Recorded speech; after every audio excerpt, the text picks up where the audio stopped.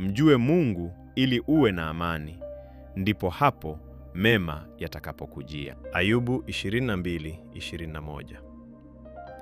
Kuna watu wengi leo wanatafuta amani.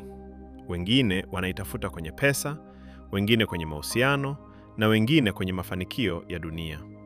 Lakini pamoja na vitu vyote hivyo, bado mioyo yao imejaa hofu, mashaka na majeraha ya ndani. Biblia inasema katika kitabu cha Ayubu 22:21, mjue sana Mungu, uwe na amani, ndipo mema yatakapokujia. Maana yake ni kwamba amani ya kweli haiji kwa kuwa na vitu vingi, bali kwa kuwa karibu na Mungu. Watu wengi wanamjua Mungu kwa kusikia habari zake, lakini hawajawahi kuwa na uhusiano wa karibu naye. Kumjua Mungu sio tu kwenda kanisani, sio kubeba Biblia mkononi, bali ni kuishi naye kila siku. Katika Yeremia 9:23-24, Bwana anasema, mwenye hekima asijisifie hekima yake, bali ajisifie kwa sababu hii ya kwamba ananifahamu mimi. Mungu anatamani ujue moyo wake, ujue upendo wake, ujue rehema zake, ujue kwamba hata ukiwa umeanguka mara ngapi, bado anakuita urudi kwake. Yohana 14:27, Yesu alisema, amani na waachieni, amani yangu nawapa. Hii siyo amani ya dunia, ni amani inayobaki hata katikati ya majaribu.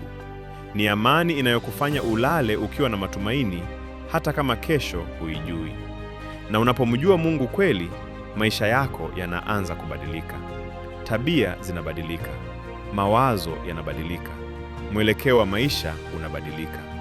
Kwa sababu uwepo wa Mungu huleta nuru mahali pa giza, huleta tumaini mahali pa kukata tamaa, na huleta mema katika maisha ya wale wanaomtegemea. Leo Mungu anakuita umkaribie. Acha kukimbia mbali naye. Acha kutegemea nguvu zako mwenyewe. Mtafute Mungu kwa maombi. Soma neno lake. Ishi katika mapenzi yake.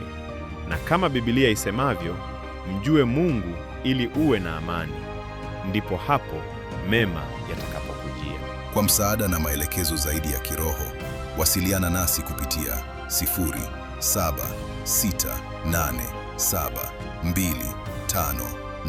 0768725874.